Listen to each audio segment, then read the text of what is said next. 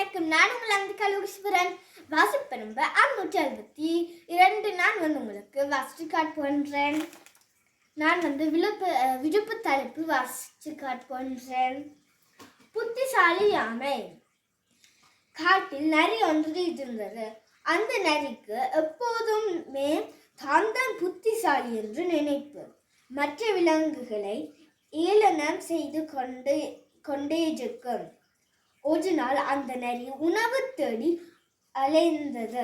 அதற்கு ஒன்றுமே கிடைக்கவில்லை. பசியுடன் இருந்த நரி ஆமை ஒன்றை நதிக்கரையோரம் பிடித்தது. ஆமையோ தன் உடம்பை ஓட்டிக்குள் இழுத்து கொண்டது. நரி எவ்வளவே முயன்றும் ஆமையின் ஓட்டை உடைக்க முடியாமல் தவித்தது. புத்திசாலி ஆமை நரியை பார்த்தது. என்ன நரியாரே, ஓட்டை உடைக்க முடியவில்லையா? ஒன்று செய்யுங்கள், என்னை தண்ணீரில் அமுக்குங்கள். ஓடு நனைந்து மெதுவாகிவிடும் என்று நரியிடம் கூற, நரியும் ஆமையை ஆற்றில் அமுக்கியது.